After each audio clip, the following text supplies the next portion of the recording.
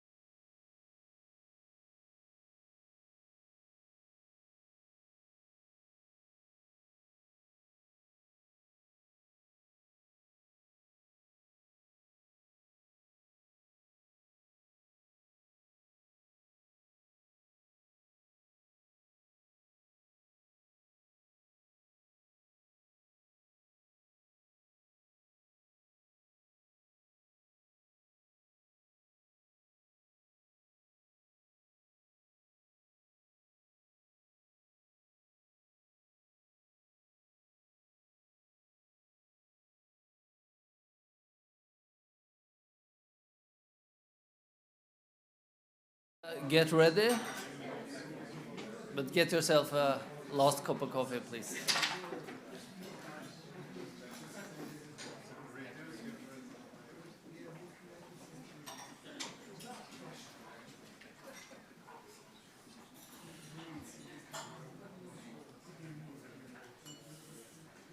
Okay, I take the chance the coffee machine is quite quiet. So,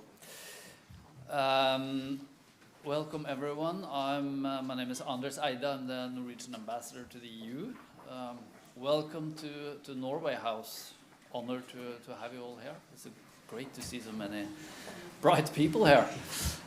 As you know, we're not a member state. But we have our agreement on the European Economic Area, and we participate fully in Schengen and the internal market, and we have approximately 100 other agreements with the European Union.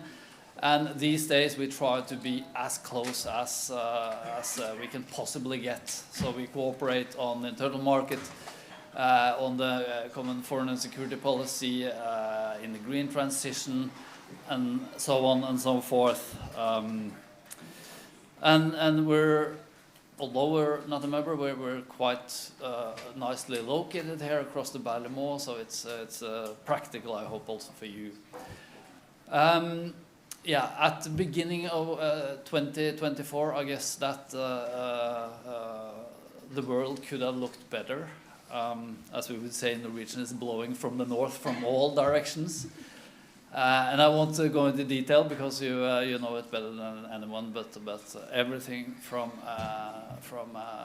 Russia's unlawful aggression against Ukraine, not only attacking Ukraine's territorial integrity and democracy, but everything we stand for, and of course the unfathomable human suffering going on in Gaza at the moment, the global divisions, the claims of double standards, geopolitics, rivalization between the US and China, our position on that, and of course global pressure against the values we stand for here in Europe, and not only globally, but also in Europe, rule of law, democracy, human rights, inclusion and diversity.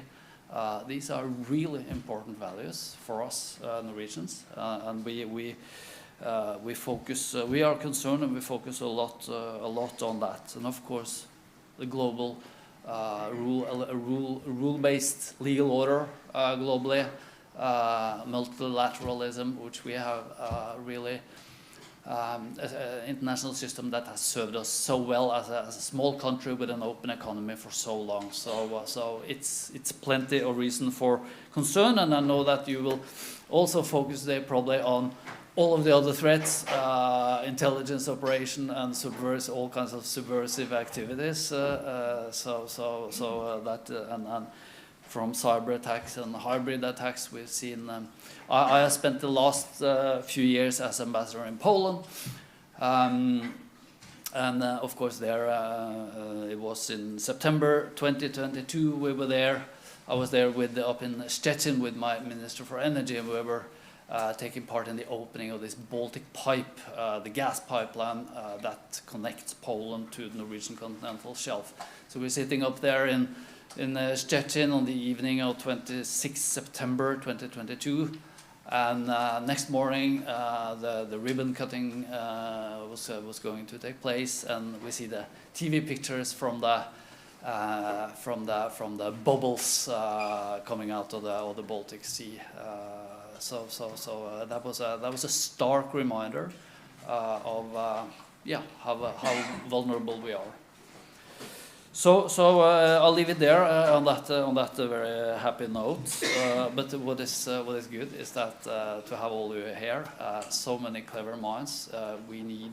I mean, Europe is at a critical juncture, so we need a knowledge-based approach, and we need critical thinking, and we need good and open and transparent debates, and we need of course, projects like this re-engage project. So congratulations to all of you in having succeeded in getting funding from Horizon Europe, and we need these projects to connect the dots and give advice at this critical juncture. So all the best, and have a very good seminar today. Thank you, Pernille.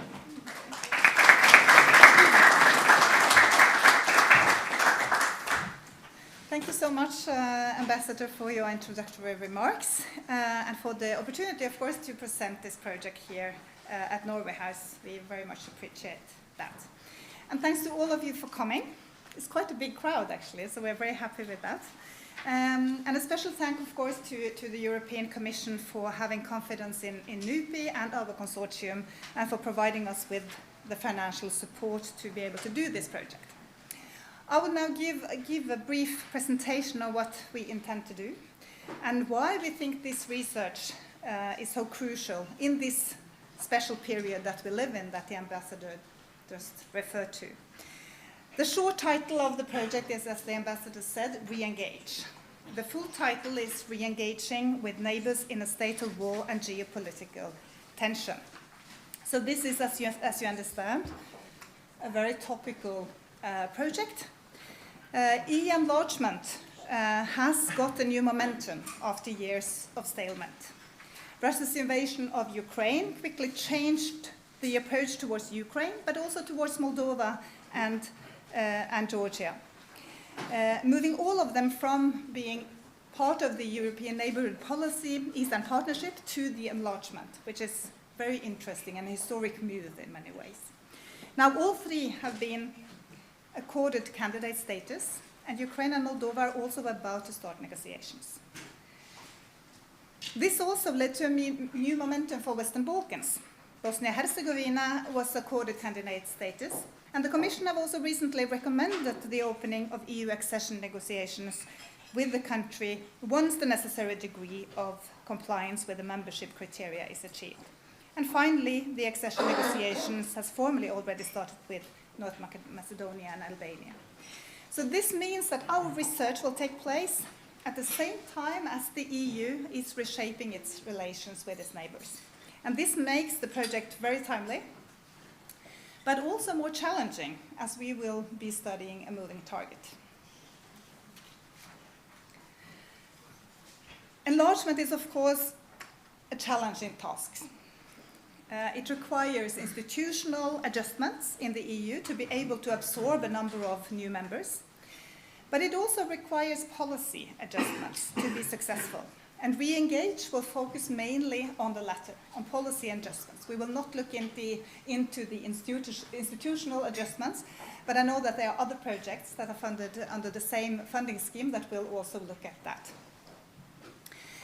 After the Big Bang enlargement in 2004, this policy was for many years perceived as one of the most successful policies of the EU. And it is also true that enlargement has been a positive thing in terms of increased living standards and security. But we have also seen that countries may turn away from democracy in spite of being given candidate status, and not all states continue to follow democratic standards even once they are within the European Union. So the key question is how enlargement policy may be adjusted to be better at contributing to an enlarged democratic continent that is also resilient against hybrid threats of various kinds.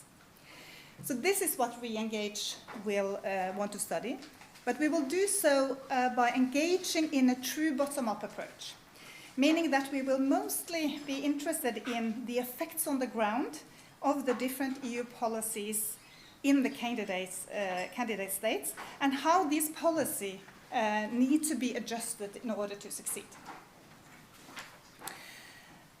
So there are three research questions that will guide our research. I've written them here, they're a bit long, but I will try to explain what the essence of these questions. So the first is essentially about how to avoid the repeating mistakes from the past. Of course, the enlargement has been governed by this conditionality mechanisms. And this is, of course, important, but it has not always functioned. It doesn't necessarily function that you have the aspirement of membership. It doesn't mean that you manage to adjust to democratic institutions. So it's not enough. Conditionality is not enough. And then there has also been a focus on governance, how to assist these countries in their transition process. But most of what we have seen is that most of the project has been on the formal process, the formal institutions, and try to assist these countries. And what we are interested in this project is what about the informal structures, the society level, how to kind of manage to have initiatives and policies that actually do something to help these societies in building a stronger democracy, also by looking at these factors. So the second question is about how to make the Union approach more attractive to the population in the candidate states than the one proposed by other external actors with other agendas, and how to make these states better at countering these negative forces that also operate in these states. Because this is a real challenge in many states where the population is turning towards other external actors because they have to some extent lost faith in the West in general and in the EU in particular. And a key question is therefore how to turn this around. And finally, how can this policy change also lead to a union that is more resilient against various forms of hybrid threats? So this is what we try to illustrate with this very simple model that we have here.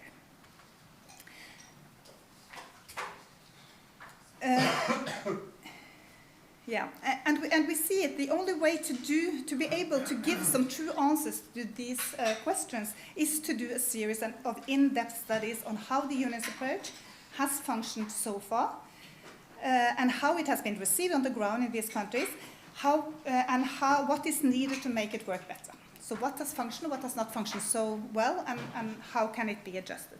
So our assumption is that not enough attention has been given to the individual challenges of the different candidates and potential candidates, and we hope that we can provide with some insight of value in that regard.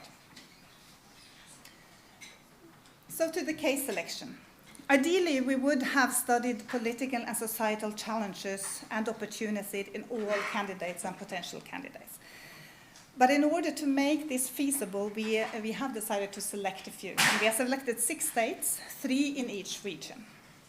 However, these states are selected in a way that would make our findings valuable for producing insight also of a general value. So we have selected states in the 2 regions that could either be referred to as front runners, backsliding states or stalled states, and finally states that still have a more undetermined status. You might not agree with these kind of labels, but this is a way of organizing and structure our research. So with front runners, we mean states where progress has been achieved on critical macro indicators of liberal democracy, such as free and fair elections, in which results are either not contested or contested through procedures specified in the constitution. In these countries, we also see certain increases in press freedom and in the space for civil society organizations. And in this scheme, we have chosen then Albania and Moldova are examples of cases that could be considered as front runners with regard to this definition. Backsliding, that would be countries where you can see political progress towards liberal democracy, but which appears to be blocked, together with indication of a more authoritarian modes of governance.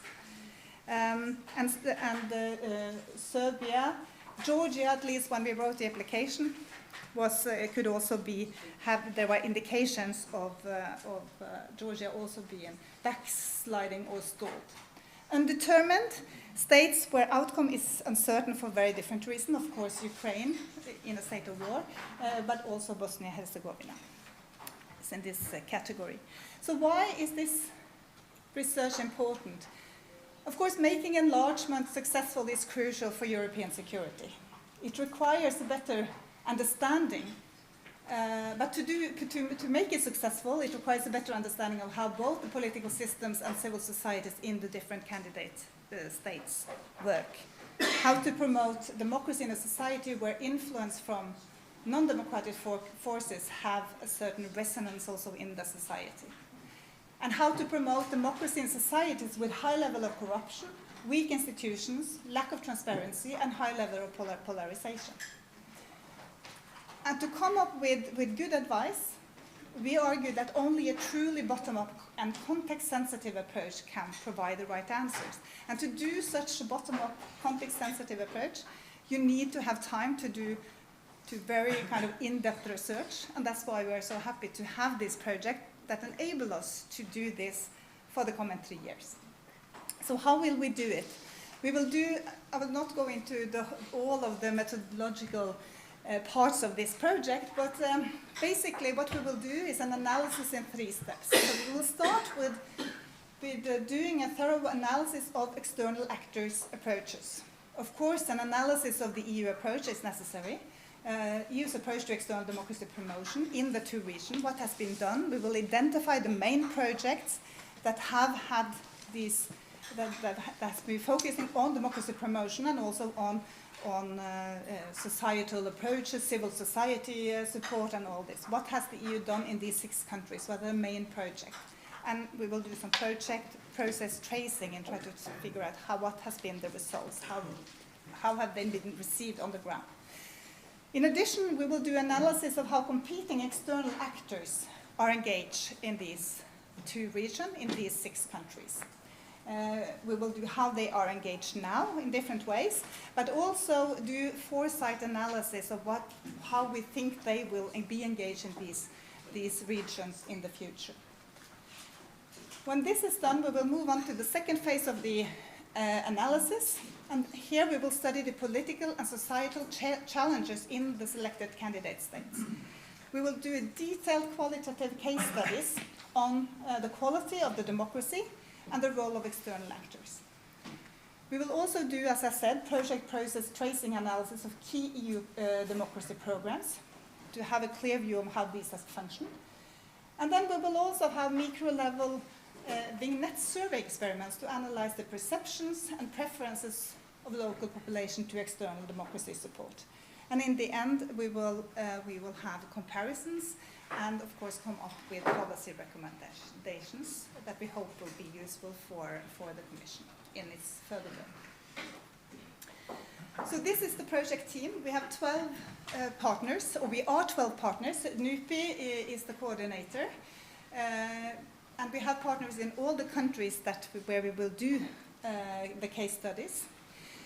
We have European Council of Foreign Relations, a key partner who will be responsible both for EU studying the EU's approaches and policies, but also the dissemination and impact of the project. We have Institute of International Relations in Prague, who will do foresight analysis and especially focusing on Russia, China, and other external actors in the 2 regions. We have School of Advanced Studies St. Anna, who will be leading the work on Eastern Europe. Center for Advanced Studies in Sofia will lead the work on Western Balkans.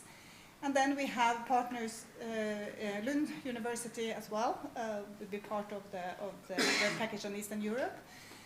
And we have Institute for Contemporary History in Belgrade, European University of Tirana, University of Sarajevo, Ukrainian European Studies Association, Eastern European Center for Multi-Party Democracy in Tbilisi, and State University of Moldova. So we have a very strong team, and I really look forward to get started. We will this is the kickoff, and tomorrow we will start our internal work and planning for how to proceed.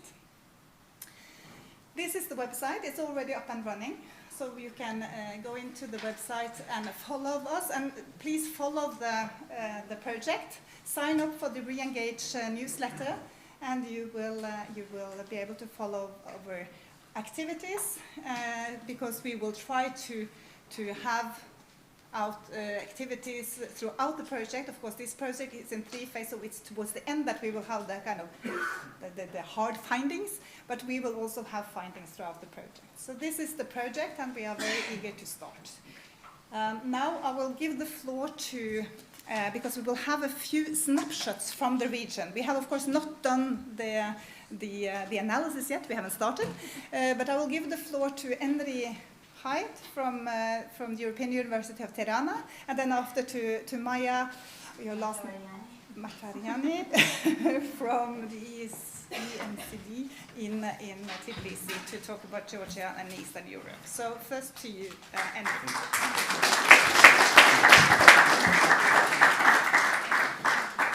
So, dear all, thank you, Nupi, for the opportunity and for making us part of this team. And I'm really happy to be here and starting this research adventure, let's say. It will be quite a journey, and I'm really excited about this. Me and the team from European University of Tirana, we're really proud for our share of the research. And I would like to first start by trying to put some context from the Western Balkans and the targeted countries, namely Albania, Serbia, and Bosnia Herzegovina, being well aware about the 10 minutes or the time frame, because sharing this with you, all of you, especially after lunch, is quite a challenge.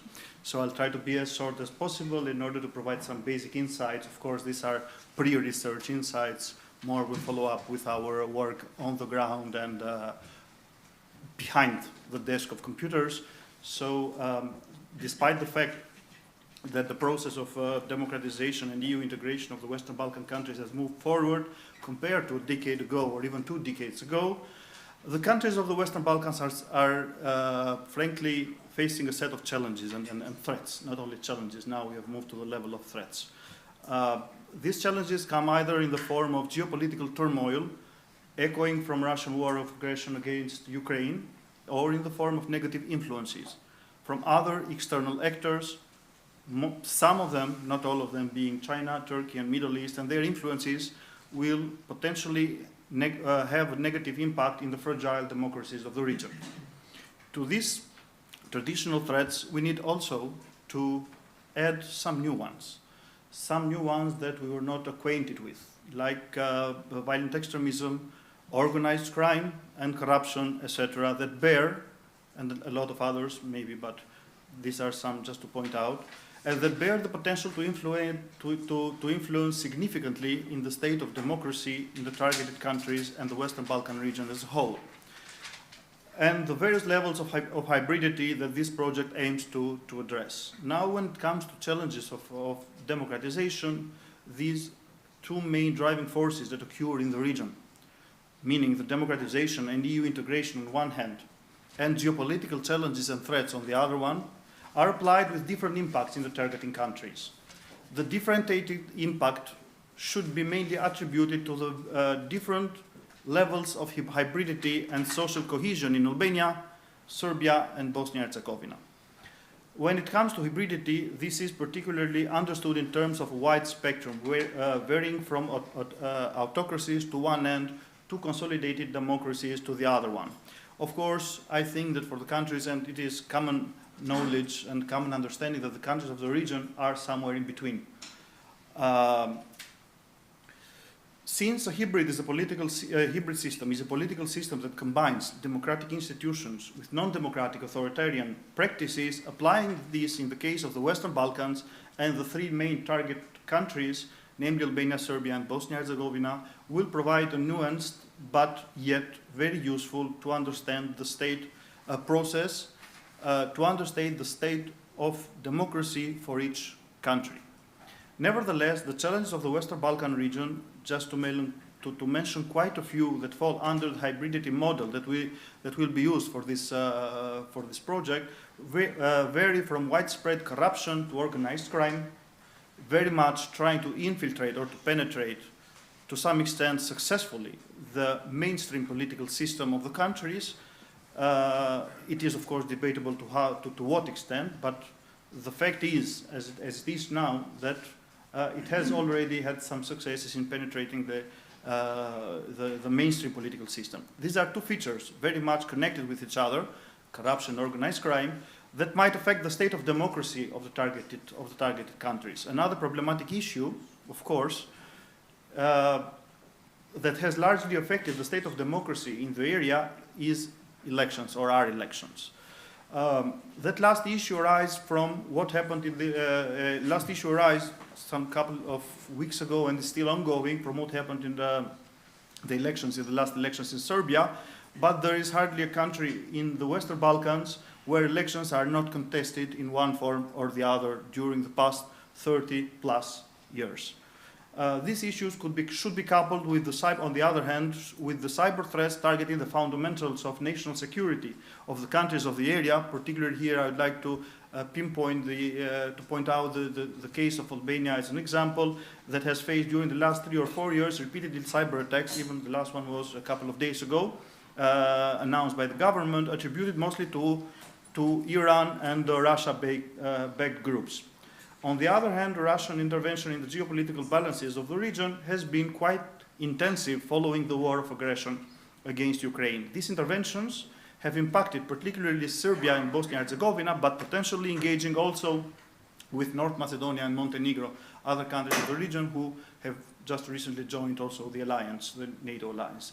These interventions, coupled with destabilizing efforts from Russia, have slowed down the pace of democratic processes, or aimed to at least, and are trying to form a new line of division between the West, represented by EU and US in the region, and the East, represented mostly but not only by Russia. Also, other actors engaged in the region should be considered and will be considered for the research of this project are China, Turkey, and other Middle Eastern Gulf countries, and of course Iran, to an extent that is mostly linked to Albania and the sheltering of the official Iranian opposition in the country for the last 10 plus years. Another issue largely unexplored still remains the social cohesion of the targeted countries, understood both in horizontal trust between socio-economic groups and vertical trust between state and society. This will be explored by a multitude of research tools, such as the already mentioned by my colleagues from NUPI, the vignette experiments, but not only them. As for EU enlargement, European integration is the other huge process that collides with third actors' influence in the Western Balkans.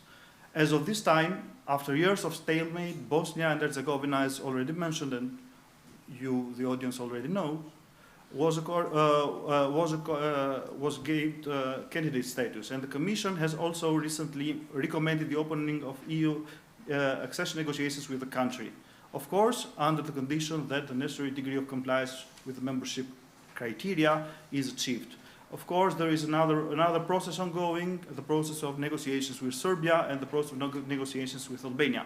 With Albania, in the last case, the screening process is almost over and awaiting the green light to open formally the first chapters of negotiation. So we are just waiting for the technical process to be completed, and then the negotiations will start to open with the usual chapters, and we'll see what the country will do from there. A huge bureaucratic machinery has already been built in Albania, in my knowledge, and the country is now preparing for the starting of the negotiations. But the estimation for the duration of the process varies largely from case to case, pending on very different and particularly difficult crucial decisions, like in the case of Serbia and the issue of the issue of the name of accepting the name of the statehood of Kosovo. On the other hand, the expectations of all actors from the process also vary from governments to non-institutional stakeholders, media, business communities, and civil society, as already shown by a multitude of polls and research that is being published in the region. Time is not on the side of democratization, with third actors' presence looming around the region, but on the other hand, EU has to balance between EU negotiation standards, EU accession on due time, and the growing impatience that might be damaging at the very end of this process from the process if it goes on in the targeted countries and if it takes a lot of years to be achieved. Many other things could and should be said, I am well aware of it, but having into consideration the short time, I don't want to take more of your attention. Maybe some questions will be raised in the next session. So thank you.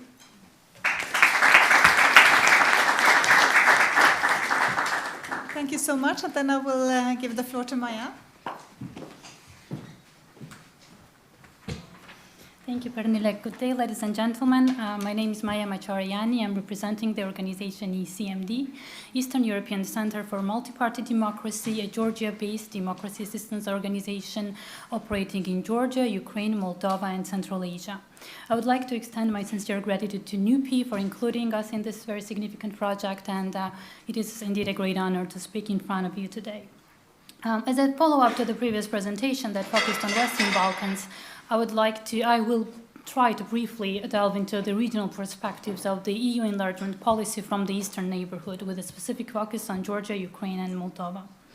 Indeed, the unjustified full-scale invasion of Ukraine by Russia has not only changed the geopolitical circumstances of the European continent, but it has also reshaped the EU enlargement policy, encouraging the associated trio countries to seek EU membership. The European Council, acknowledging the changing dynamics, has taken decisive steps by opening negotiation agreements with the Moldova and Ukraine and granting candidacy status to Georgia, thus bringing those three countries from EU periphery into the enlargement policy framework. While the European Union undoubtedly presents an appealing destination for all the aspiring countries, the path to EU membership is marked by specific requirements. And the skepticism surrounding the Eastern Neighbourhood revolves around whether Georgia, Ukraine, and Moldova are able and will be able to comply with the stringent political, economic, and institutional criteria outlined by the EU. Navigating through the complex journey of the trio towards the EU integration, it is important to point out certain challenges and opportunities faced by these nations, requiring our comprehensive understanding of different level of hybridity in each of the country, their unique circumstances, internal and external dynamics, as well as their shared aspirations. On the example of Georgia, a country that has been a frontrunner in democratization in the region, has faced significant democratic backsliding since 2016. And the acceleration of this trend since 2020, of course, raises some additional alarms. The echoes of state capture and oligarchic rule reminiscent to Ukraine's past underscore the need for profound reforms. The European Commission has highlighted political polarization as a significant hurdle, also emphasizing the urgency to address the issues of the rule of law, juridical independence, de-oligarchization, electoral reforms, and fight against corruption among the 12 recommendations. Although it is crucial, and I would like to highlight the pivotal role of Georgian civil society in this battle, especially during the recent March 2023 events, where opposing the Russian-style foreign agents law. And in this instance, Georgian civil society has pretty much secured Georgia's European future and Georgia's candidacy status, and I'm particularly proud that our organization has played one of the leading and positive roles in this process. In Moldova, the dynamics are shaped by pro-reform, pro-European government that assumed its power in 2020-2021. But despite this positive shift, Moldova, of course, grapples with security threats coming from Russia, as well as economic crisis, weak institutions, all of which Russia seeks to exploit by destabilizing the country through its proxies. The imperative for long overdue reforms is also heightened as the country is navigating these challenges. And the upcoming presidential and parliamentary elections in Moldova in 2024 and 2025 will be crucial for the country, as well as also in terms of additionally defining its European future. In case of Ukraine, the EU membership is not just a strategic goal, but an existential imperative for the country. The obstacles to democratization, of course, are numerous, particularly when the country is at war, and this presents a substantial impediment for specific democratic institutions to function effectively, including conducting free and fair elections, which is, of course, crucial to ensure resilient and democratic post-war elections in Ukraine. Furthermore, Ukraine is persistently tackling the formidable challenge of reducing systemic corruption while also fighting off the Russian aggression. As we navigate the complex landscape of the associated trio, it is essential to recognize the influence of external actors, along with the complex interactions with the domestic elites. The EU and US have, of course, maintained a robust presence in the region for many years now. However, their role as a more powerful geopolitical actor have been notably influenced by Russia's direct interventions, military interventions in the neighborhood. Clearly, Russia is another strong player in the region, and apart from the direct military actions in the region, Russia's interference exploiting vulnerabilities to impede democratic reforms, democratic progress, domestic reforms, and EU integration process poses a significant challenge for all of the three countries. In Georgia, the recent democratic downturn illustrates that the preferences of domestic elites, driven by economic incentives from Russia, can sway the trajectory of the relations with the EU, offering incentives such as restored trade flows with Russia, potentially bypassing Western sanctions. Iran and Turkey are also engaged in proxy competition in Georgia and in the South Caucasus region. And on the other hand, the emergence of China as a strategic partner for Georgian government creates additional concerns that it might provide an economic incentives, economic backbone to its anti-democratic policies in Georgia. Meanwhile, Moldova, bordering Ukraine, of course, faces some additional continuous security threats aggravated by Moscow-backed breakaway region of Transnistria. Furthermore, the country is subject to direct hybrid warfare instigated by Russia, which involves generating disinformation, tensions among civil society, and attempting to alter the political order, destabilize, and overthrow the state power. The strategic shift of the associated trio from the neighborhood policy to the enlargement policy framework sends, of course, very powerful political message. The EU's support for Ukraine in its war against Russia, assistance to Moldova for accelerated reforms, and backing for Georgia's candidacy positions the EU to become a more formidable geopolitical player in the region, promoting European values and democratic principles in the face of constant security challenges in the region. And looking ahead, the forthcoming years, of course, will serve as a litmus test for the commitment of both Ukraine and Moldova to their reform agendas and active engagement in negotiations with the EU. And in case of Georgia, confronted with democratic challenges, the Georgian government, and here I would outline not Georgian people and not Georgian civil society, must reaffirm its commitment to shared European values. Having very briefly assessed the main challenges and potential opportunities for Georgia, Ukraine, and Moldova in their journey towards EU integration, it is evident that initiatives such as Re-engage are vital for safeguarding, first of all, the significant investments of EU made in the region for decades, and of course the democratic achievements of these three countries so far. And within the context of this historical enlargement process, amidst the ongoing war in Ukraine, very crucial elections coming up in Georgia in 2024, and equally important elections coming for Moldova, it is vital to confront these existing challenges in each inspiring country and strategically tackle them with systemic research, as well as very precise and well-defined strategies. So once again, thank you, and I'm very much looking forward for this very interesting and timely project to start. Thank you.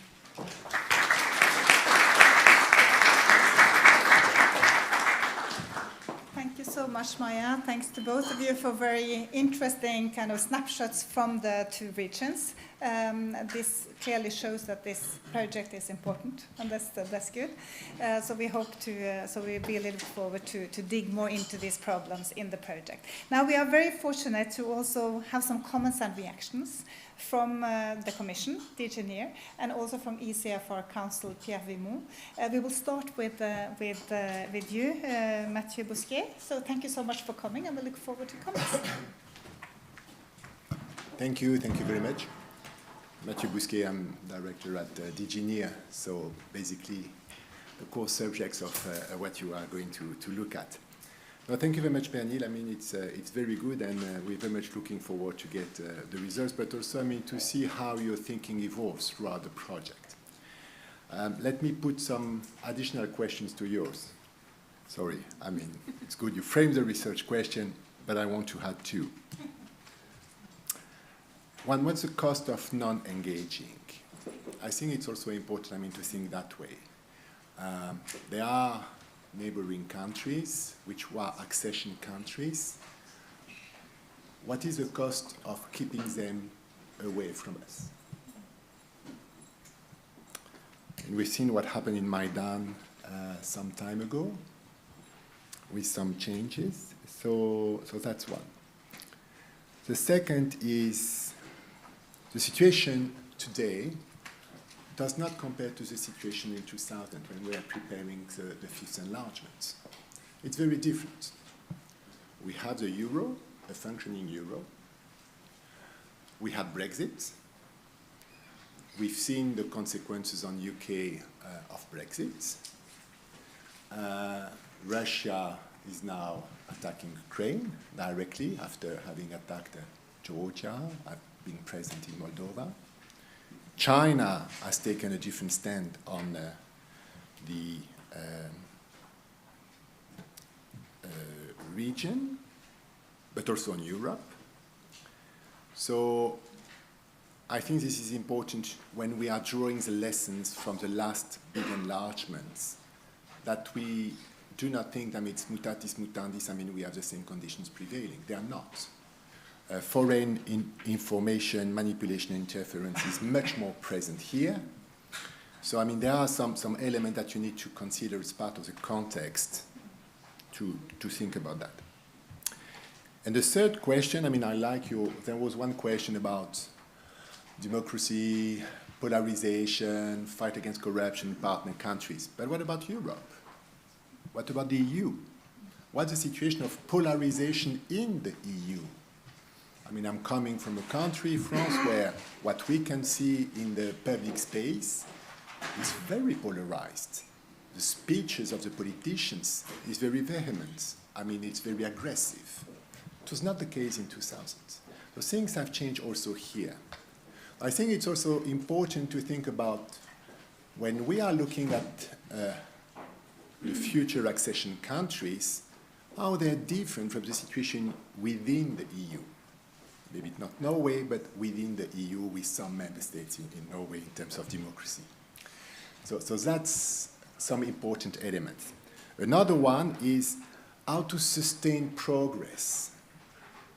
We've seen that historically, and we had a little bit the mindset that it's a linear process. You're always progressing. And you are becoming a European Union member, and then you continue to progress. But we have seen after you join the European Union some backsliding, and you've seen also some backsliding for some countries. I mean, you mentioned them. I'm not going to repeat them. In some countries where there has been some progress, but then, I mean, there is some backsliding. And you gave the example, where is our colleague from Georgia? She disappeared. So in Georgia, for example. So the question, and I think this is where research can be extremely valuable to us, is what are the elements that we can have, I mean, to think about securing that the progress which will take place during the accession negotiation is going to be stable. So what are the safeguards that you can think of? So very, very much looking genuinely to get your feedback on that. Two or three other elements. I think we are now discussing the Western Balkan growth plan and the reform facility. We are discussing also the Ukraine facility. This is also a testimony of the Commission thinking that when we were thinking maybe 20 years ago that just discussing the acquis was enough, no, it is not enough. I mean, we also need to think about the structural reforms, both in the fundamentals and the economy, so that the country are ready to be a member and a competitive member of the Union. Competitive in sense of the single market, of course. So this is important, and what we want to do compared to 2000 and 2004 is very much to try to see upstream, before the accession itself, where there are some elements which can help further later integration. I want to take the examples of The energy community, for example, all members are members of the energy community with an obligation, to transpose the energy community acquis. How is it useful thinking about the future when they are going to be member of the Union? I'm thinking about the economic investment plans, which is our strategy to think, let's invest massively in the partner countries so that they are ready also in terms of infrastructure. They are already part of the 10T and 10E networks, for example, but let's see how this can help moving forward the accession a little bit quicker. The partnership with like-minded countries is also, of course, very important. We have a shared interest in regional stability. We have more or less an alignment of the like-minded countries with us in terms of what is the policy that the EU is supporting. Of course, Norway, but US, Canada, and Japan are quite active. Promoting reforms, promoting rule of law, support for the EU pass. We also have, of course, for Ukraine, their participation and the G7 participation in the multi-agency donor coordination platform for Ukraine. What really we need to think is we have, in a way, and this is going to be extremely interesting, we have two models. We have the stabilization association agreements in the Western Balkans, which is what exists now, before they're becoming member. And we had the association agreement, DCFTA, in the East. So how much they help preparing, how much are they helping, to prepare for the integration? And we have seen that some of the elements of the DCFTA, for example, on roaming or on integration in the single market, are even more useful for further integration than some elements of the SAA. On the other side, some elements of the SAA in terms of stabilization and the acquis are more useful than the DCFTA because the DCFTA were set up at a time we did not think that these countries would become possibly member states within a tangible, a reasonable time framework. Finally, I want also to highlight the importance of getting tangible benefits for citizens. I think it's very important that this discussion, does not stay here, with think tanks, research institutions, but when you are looking at the benefits of the enlargement, when you are looking about what it can change, I think it's important that we think about the citizen, but also the citizen of the EU and the citizen of partner countries. We are going to sell, in a way, this enlargement to the European citizen if they also see the value added for them. And also, as I said, that everything which is about progress in terms of anti-corruption, rule of law, but also economic development and so on of the partner countries, of the accession countries, is sustained and is sustainable. The role of civil society is extremely key. You mentioned that, and we have seen clearly that when the Union was mentioning some risks in some countries, in Georgia, for example, the civil society was already very active, in fighting for that. So that are some elements of reflection after listening to you. So we are very interested in getting your analysis. We are very interested in getting you thinking a little bit out of the box, not mainstream, and really think about today is a different world than 20 years ago. So let's not take the lessons from 2004 enlargement as the recipe for today. The world has changed, so we need to factor that in. So very happy and looking forward to get your results, and of course very happy also to be discussing with you and consulted as your project moves forward. Thank you.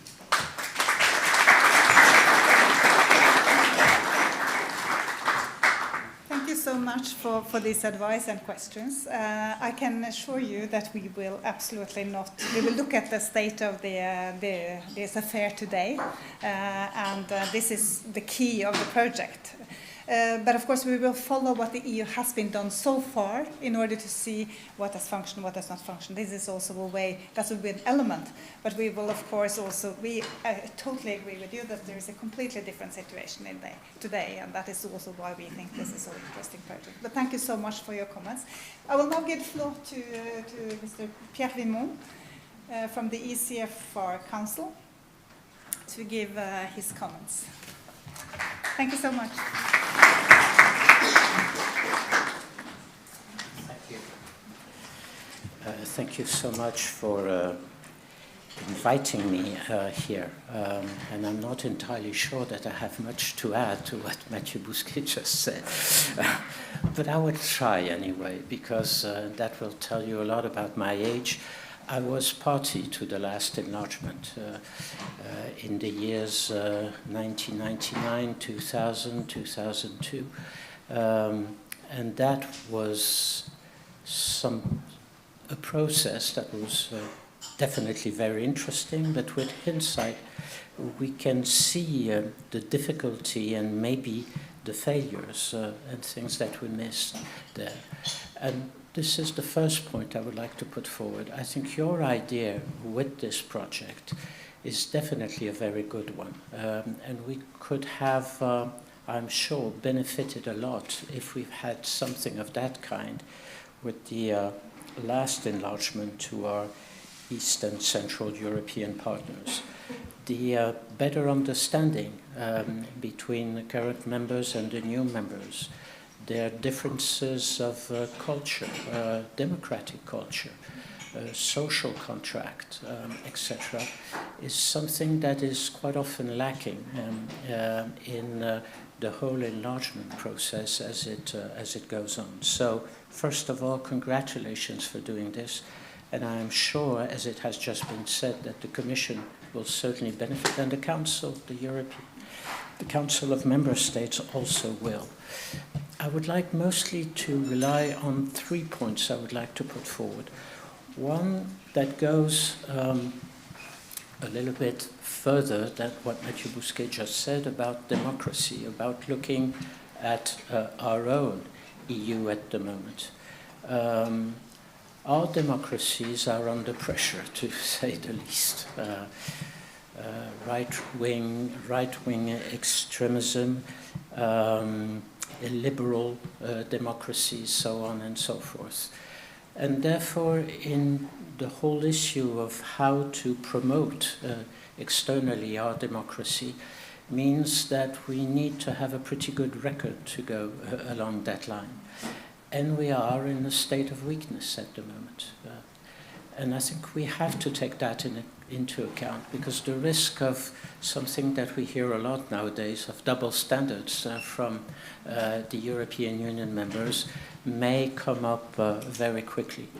Could I add an additional point on which I think you should also look at as you go along, is that for many of our public opinions in current European Union member states, they have no idea about what is going on. They're not even informed about what is going on. If you ask your friends who are the nations that have started the negotiation, not only people will not know, but they will be totally amazed when you're going to tell them that Europe is going to be enlarged. And watch the space of the next European elections campaign, where this issue, on top of migration, common agricultural policy, Green Deal or whatever, this issue will be put forward by some of the Euro-skeptical countries. And I'll be very honest with you, I'm not entirely sure we have the right narrative to counteract. I'll come back to that in a second. But with regard to our democracy, there is a need to explain what we're at the moment doing.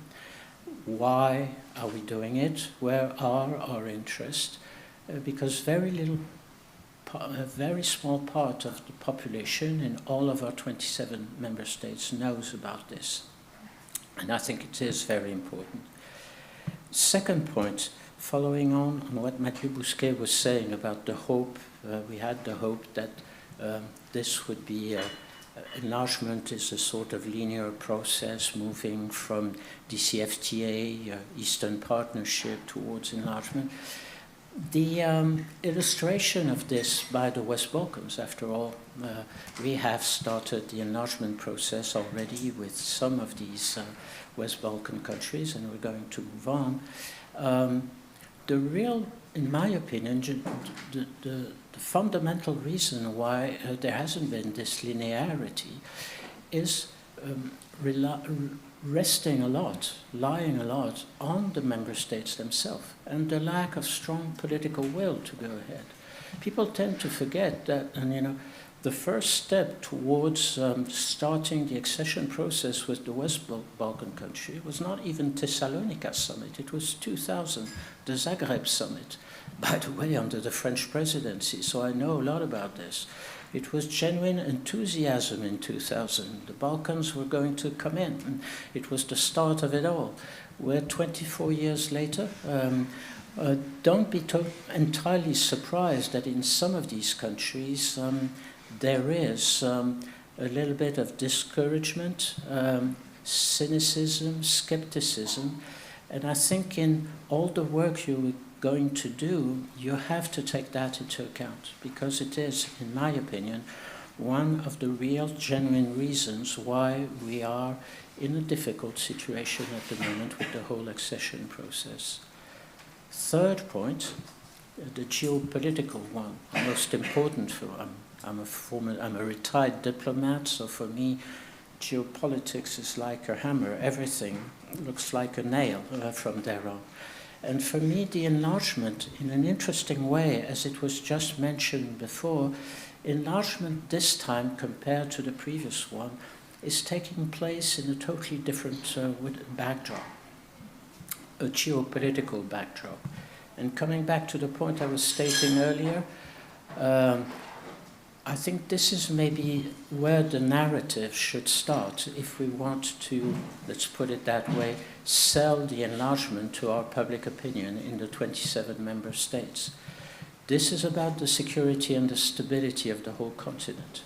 This is about how to push back against the sphere of influence theory or concept put forward by some of the global powers or regional powers that are out there, trying to push back again against European progress and European presence and influence in Ukraine, Moldova, Georgia, and the West Balkans. This is the big battle today. It wasn't there in 2000 or 2004. On the contrary, Russia was not exactly in that same position. Turkey was nowhere. We hadn't heard yet about the Belt and Road Initiative from the Chinese.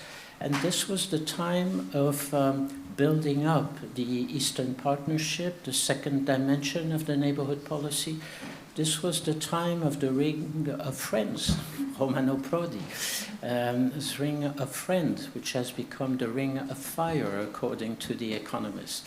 So it was a totally different situation. And today, I think this geopolitical environment is very much at the heart of what we're doing. After all, why did the last European Council go ahead with a candidate status for Georgia and Bosnia? We all know that maybe the situation there is not all that ripe, but the real reason why we're going ahead is a geopolitical one. We have to push back against Russia, mostly. Maybe a few others also, but Russia is the most important. And I think this is where you need to maybe, when you're looking at all this, looking at our resilience, looking at the lessons learned from the past, I think the geopolitical dimension is essential in what you are going to do. Could I add a last point, and I promise I'll stop there. I've been quite too long, and I apologize with my rumbling around. There is a point that I find quite interesting. You made some very interesting comments in the presentation of your project about, after all, what was it that we were talking about when we were talking about democracy promotion, which brought you to think about what's democracy today. And isn't it all, at some point, you are stating about social cohesion and coherence? Could I, and this is just a guess, but I would like to throw it to you for your project. There is, in my opinion, something quite interesting happening at the moment that could help us to better understand what democracy is all about. Is what we're witnessing in Poland at the moment. How to unfold and upend an illiberal democracy in order to go back to the rule of law. And we're discovering that it is very difficult. And by looking at it, it's very difficult for the new Polish government, it's very difficult for the European Commission to stick to its rules and its principles while at the same time being eager to help the new Polish government. And one can see that we are walking on a very fragile and difficult ground, where even our own way of implementing the rule of law seems to be undermined, put under pressure, threatened to some extent. And my sense is that by looking at what is happening at the moment there and what do you do, what should be the right process to come back to a liberal democracy, one may learn maybe a lot about how to work on this democracy promotion, liberal democracy promotion, with those candidate countries. There is maybe a few ideas there, a few features that could be very helpful to have a better understanding. Because at the end of the day, I think one of the best ways for the European Union to be honest, genuinely eager to go ahead with democracy promotion and better understood by the candidate countries and not being perceived as all too often as somewhat arrogant and lecturing on democracy, by showing to those candidate countries that we ourselves, the 27 member states, are struggling sometime with democracy, trying to find a proper way forward. We could help improve, enhance the ongoing accession process as it goes on. Sorry for being too long.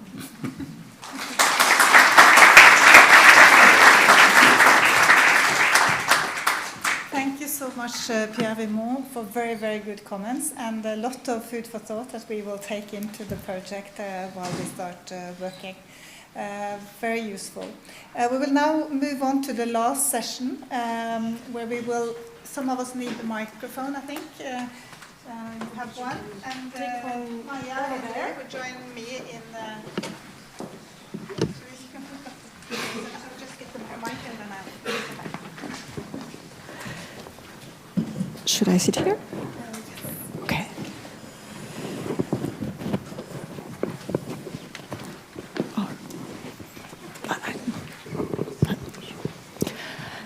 So, we are now in the last part of our discussion. I'd like to take the opportunity of being on the stage to thank Nupi and personally Pernille to have involved my institution, the European Council on Foreign Relations, in this very timely and important project. And without further ado, I think we can start the discussion of what you have heard so far. So I'm joined by the speakers that you had in the first part of the discussion for a session of questions and answers. I will take several questions in a row if you allow, and please introduce yourself when you take the floor. Maybe I start by asking our speakers one of the questions that our speakers in the previous part of the discussion have asked. Mr. Bousquet mentioned the costs and the consequences of not engaging with our neighbors. Do you have already some ideas on these consequences and why it is important that we re-engage with partners? Maybe we start with you, Henri. Thank you. Well, the cost is always there. I mean, we have seen the cost of disengagement from the Western Balkans, and we have seen that every time there is a stallback or a setback from the side of the European Union or the European process, other countries are jumping in to fill this vacuum. And we have seen this especially in the, and I'm talking now only for the case of Albania, but not only. The Albanian case, a couple of years ago, you might remember that this whole discussion about opening negotiations and Albania being on the let's say on the gates of European Union will take some time, and some countries were somehow not very much, let's say, okay with opening the negotiations. They even put some veto on the process, but for many times. And it started to make anxious not only the government and the elite, but also, and especially the public opinion. And the public opinion went from 90+% in the polls in favor of European Union membership. It went down to 70–75% and even more. But what is more important from a geopolitical view is that our leadership, meaning the Prime Minister, Mr. Rama at that time, he threw in the card of moving closer to Turkey and to other allies. So he wanted to see Albania moving faster with some other countries and in some other processes. So this is a huge cost, because if Albania shifts somehow and its geopolitical orientation is not anymore towards European Union, the cost will be huge, not only for Albania, but the whole region, because Albanians are part of many countries in the region, and this will be seen as a setback for all the region. On the other hand, we have also Serbia and the influences from Russia, so which are even more pressing now. And of course, in the Bosnian case, we have seen what we are witnessing right now, what is happening with Bosnia and Serbia, and we are seeing that in case this process goes on and will take more time than expected, a lot of anxiety will start to arise from the public opinion, and also this anxiety will be used by elites, which are not, let's say, very democratic in the sense of a full democracy, as we discussed before, and they will use this in order to play the other card, or the card of the Russia in case of Serbia, or the card of Turkey and other economic or geoeconomic or geopolitical alliances in case of Albania.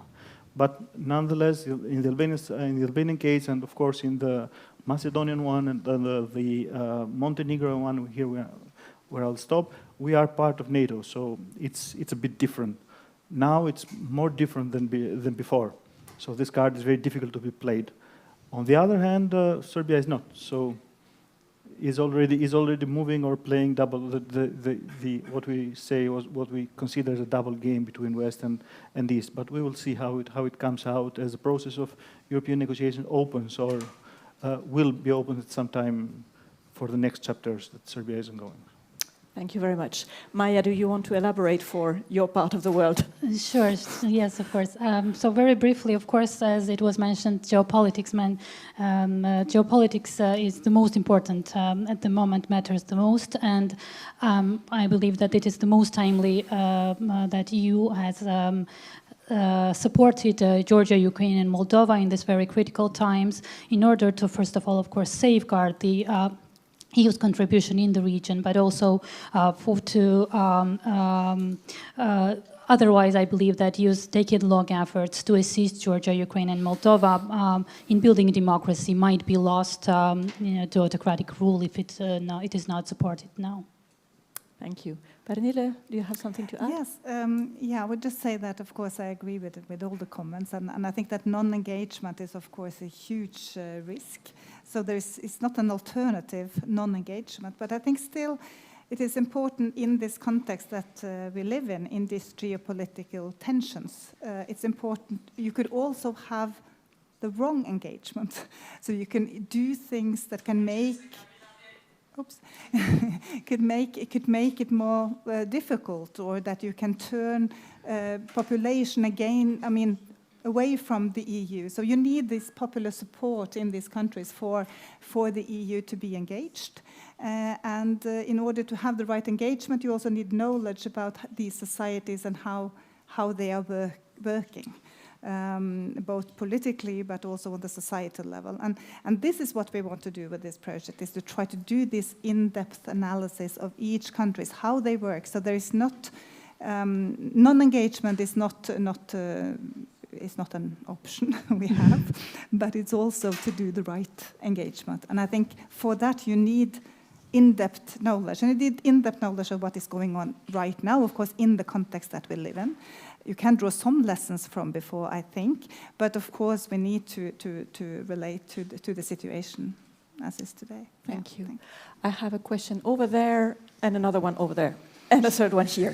Yes. That's good for a first round. Thank you very much. Thank you very much, Pernille, for the invitation. My name is Michael Keding. I'm actually the sister project, Invigorate EU. I'm coordinating the other Horizon Europe project. And I was invited here today, and I'm very much looking forward to collaborate also in the very near future. You elaborated very nicely at the very early beginning the bottom-up process, and it's a very convincing methodological decision you took. And we heard a lot about democracy and involving citizens. So I would like to ask all the panelists to what extent you will develop this during the study and also for the recommendations later on. To what extent will you be involving citizens on the ground? And what particularities we might be facing in the various regions we will be focusing upon. Do we expect differences? What kind of differences? What do we have to take into consideration from the very early beginning? And taking into consideration, obviously, that we will be progressing while during the 3 years in our understanding of how to go about it. So the citizens' approach in times of democracies in crisis. Thank you. Mm-hmm. Thank you. So another question here. We have the microphone? And if you can introduce yourself before speaking. So thank you for the invitation. Congratulations on the project. It's very timely. It is very relevant. I would say that now we are no longer talking about neighbors. We are talking about candidates. So I think this is already something that changes to some extent the perspective of what you are going to work on. And I would say that I was a bit surprised that the one country that never appeared on your screen is Montenegro. Now, if I were the EU and I wanted to overcome the credibility deficit about the enlargement process, the lack of engagement, the lost decade of enlargement, I would probably start with Montenegro. Montenegro has already opened all the chapters, so not closed a large number, but is already quite advanced. The size of the country makes it perhaps slightly easier to handle in terms of policy for the European Union, also in terms of institutional impact of the country, including the European Parliament. It is already a member of the Atlantic Alliance, so there is no major security issue there. And over the past few months, there has been significant democratic progress in the country. The end of the Djukanovic era marks an important turning point, also as seen from the EU and possibly even as seen from the European public opinion. So I think if there was a test case for seeing how this could work in practice, in terms of research, it could be easier to dig deeper into what is happening in Montenegro. I do understand that there was no partner from Podgorica among the pool of institutes involved, but it shouldn't be too difficult to find out. And of course, if there is an issue that is high on the agenda, if the European Union wants to prove that the door is open again, it could be for Montenegro. We could easily become 28 in 28, and I think that could also be a good slogan. So I confess I am in favor of the Adriatic enlargement, if we may call it this way. It is in many respects easier than the Oriental enlargement today, but everybody talks about Ukraine, Moldova, and Georgia for very, very good reason, which I fully share. But I think in terms of timing, it is more likely that if there is any new member in the European Union over the next 4 years, it will be from that region, from that area, and I think Montenegro is candidate number 1. So testing in practice what could happen there in terms of the issues that you have correctly highlighted, I think could be a very good first report, and one that could have also an impact on policy in the years to come. Thank you very much. And there was another question here, if I remember correctly, and then we'll take a second round. We'll first go back to the speakers. Thank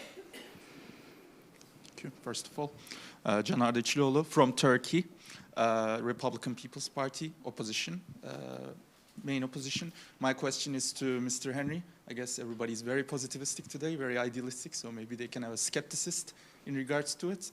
You mentioned that Albania is already a member of NATO, and yet we have seen that NATO membership is not the same as European Union membership. And Turkey became a candidate of the European Union in 1999. There was very big optimism with Turkey being presented as a Muslim democracy, this example. And now is to some extent the same enthusiasm is seen in Albania. How can Albania avoid a failed accession process that Turkey had between 1999 to 2023? So that would be my question to you. And how can they navigate such large extent of Turkish influence with even Turkish military troops being seen in Kosovo and in Albania, in between 4,000 to 8,000 troops?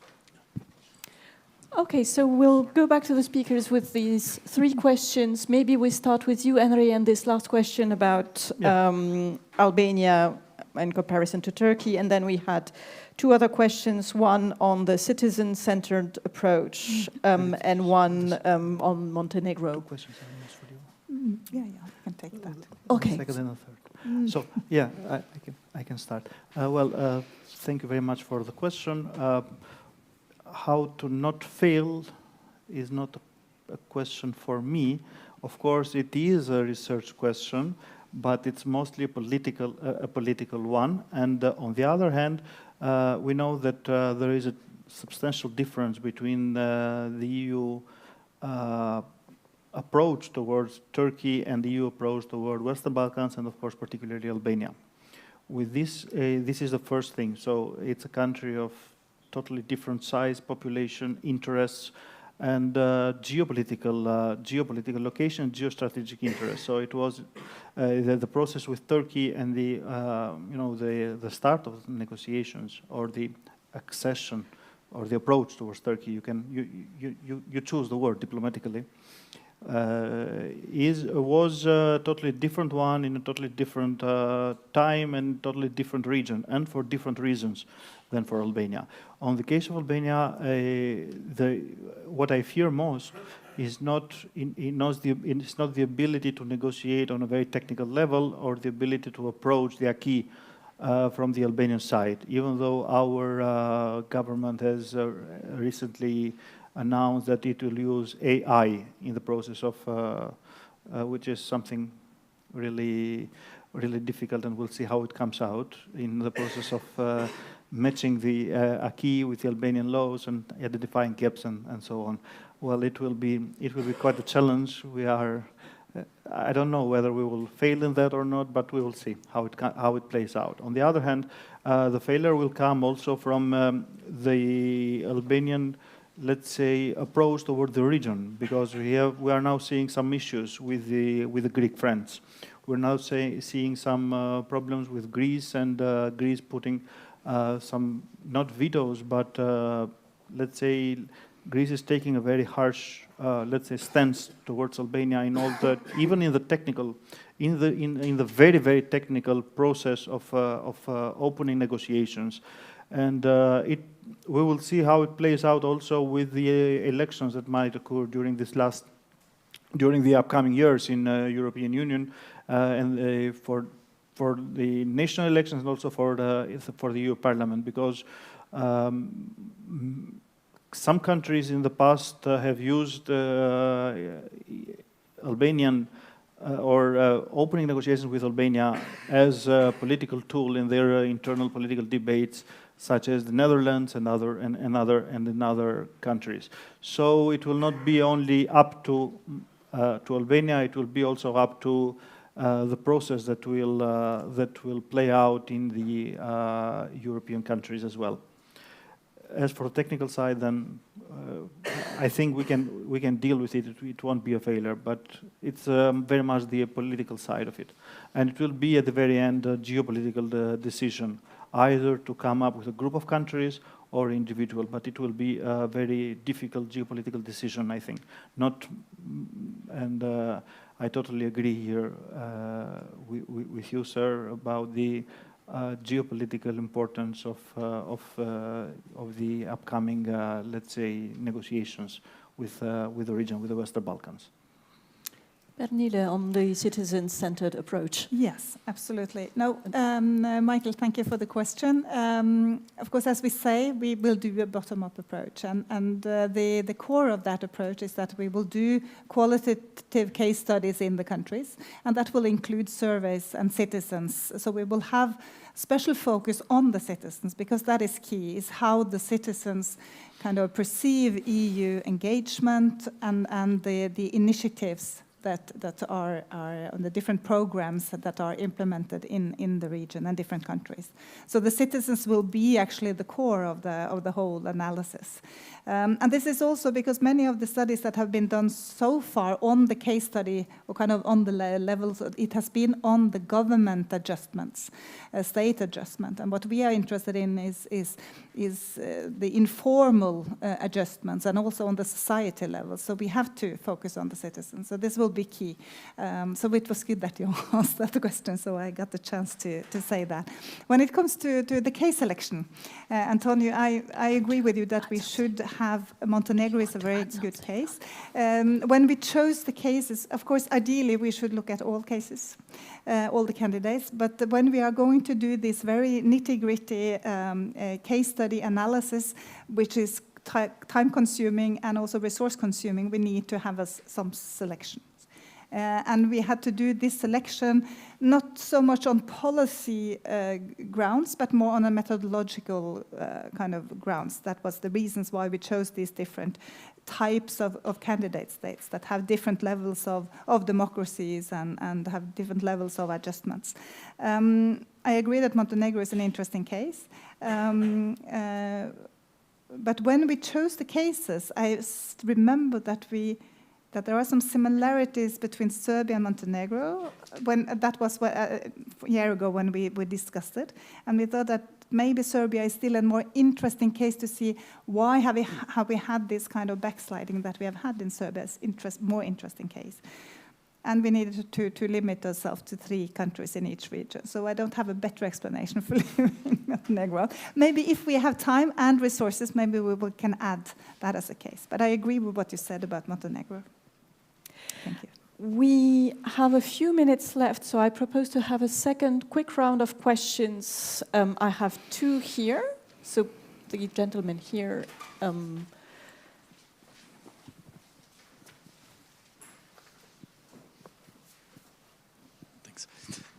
Hi, I'm Dylan Crossan. I am from the other sister project consortium, Reunir, that we will begin. I don't know if this is actually on or not.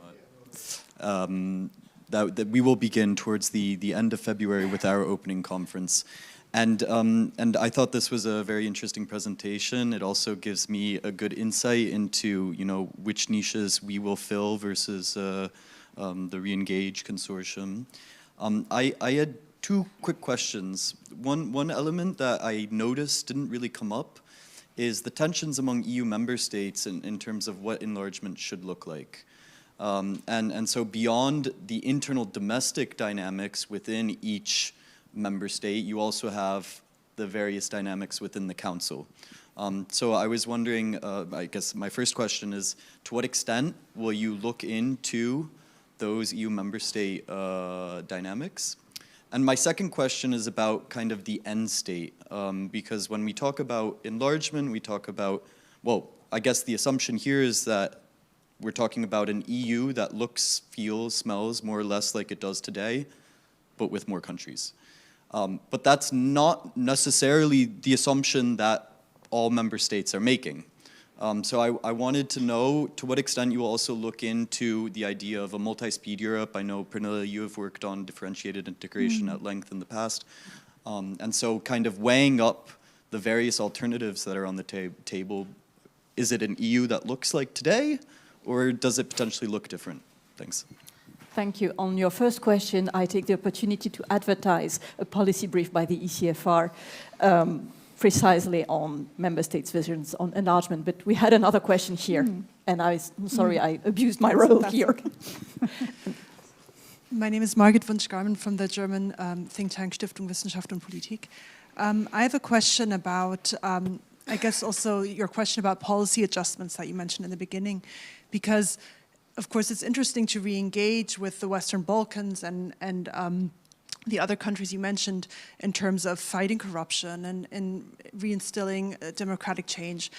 But at the end of the day, a lot of the countries that you're looking at have unresolved territorial disputes, have frozen conflicts. So I'm wondering, I'm unsure whether enlargement is even has the right toolkit to address this final frontier of problems when it comes to making sure that these countries actually enter the EU at some point. I don't know whether that's in the scope of your project, but that's definitely something that would be of interest to me. Thank you. And one last question over there.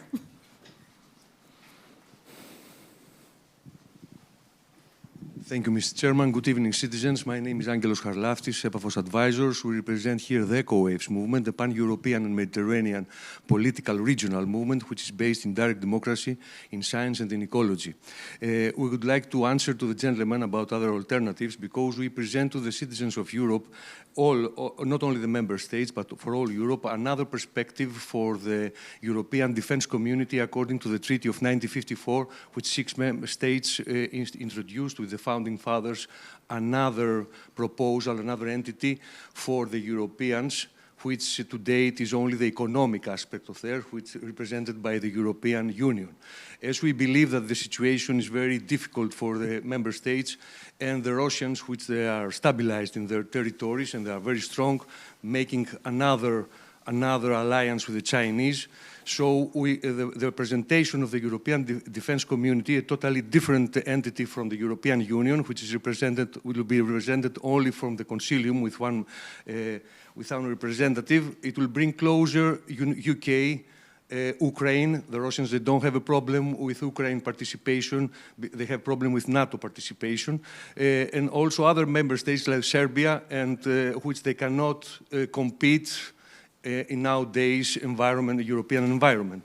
This will give us another tool to our diplomacy as Europeans, apart from the economic one, which must stay as it is, the European Union meaning. And also in NATO, we propose, I spoke twice in the American Embassy, that we have to move the NATO to Ankara, outside of Europe, so that over there to create a better external borders environment. The Russians, they will not have a problem. And also we expand the NATO, we'll change the name, and we'll bring Jordan, Israel, and Egypt inside as member states. This is our perspective. Thank you very much.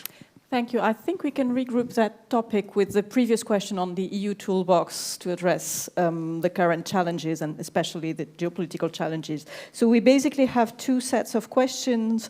One regarding enlargement itself, the different visions inside the EU and what the EU should look like after the enlargement. And the other one on the toolbox of the EU to deal with current challenges. Maya, do you want to start? Oh, okay, so Pernille, do you want to start? Okay, I can if you want me to. Yeah, the first on the tensions among the member states. I think we will look into that as part of when we look at the EU policies towards the region and the enlargement policy. We will also include the member state perspective. But it's not the main part of our analysis, because what we are interested in is to come up with advices on how to improve the EU's policy, the Commission's policy on enlargement. So we will not go so much into the member states, as that is not part of the board. But of course, it is important, and it is important if in the end, the member states has to ratify enlargement for it to happen. So of course, it is important. But we, in order to limit our analysis and to have some kind of concrete findings. I think we have to limit the analysis to how actually to promote democracy, what are the most efficient kind of tools to use in the different countries. That is what we are kind of aiming at, trying to limit the scope a bit on the research in order to have more substantive findings in a way. But we are interested in, for instance, the role of European political community. What kind of role could European political community play in this context? So this is something that we might look at. And when it comes to if the EU has the right toolbox, this is something that is very interesting. And this is something why actually this research is needed, because you need to go into all these countries and to see what are the real issues, what are the threats, what are the challenges, maybe the EU has to look at not only kind of the traditional way of thinking about enlargement policy, but include other tools. And I know that the Commission is already doing that. But this will be part of our research, probably part of our findings. I mean, look at Ukraine now. I mean, the policy towards Ukraine from the EU side enlargement is one part of it, but you have the military support, you have the economic support, and all kinds of which is not everything is not part of the enlargement kind of toolbox. So this has to be seen as a whole. The EU engagement in the region, I think, is better to study than only think about it as enlargement. And whether it has the toolbox, well, we'll see. Thank you. Before we wrap up, maybe some final remarks by the two other speakers on the way forward. So please, Maya. Sure. Of course, as everybody mentioned today, this project is very significant in these current times. As we all mentioned, amidst the ongoing war in Ukraine, but also very challenging times for Georgia and for Ukraine, for Georgia and for Moldova. Yes, very much looking forward for this success in the region. Thank you. Henry? As already been said, I have little to add, but just to mention that the region now is in a desperate need of a re-engagement approach because of new dynamics that were not there 10 or even 15 years ago. And what's happened in Ukraine has put us in front of a huge shift in terms of geopolitical balances, and we need to deal with this, either be it through a closer cooperation among the countries of the region or a closer connection between the region and European Union in terms of enlargement. Or the final is that maybe both of these processes happen at the same time, which is the most desired process from all of them. So we're looking forward to start this project. It will be groundbreaking in my opinion in terms of geopolitical analysis. That it will bring an added value for all the stakeholders of the region, but not only, also for European stakeholders as well. Thank you very much. And as a final word, I'd like to thank our speakers and our two commentators. Thank you all for attending this discussion, and we'll be looking forward to sharing the results of our research in the next 3 years. So thank you very much.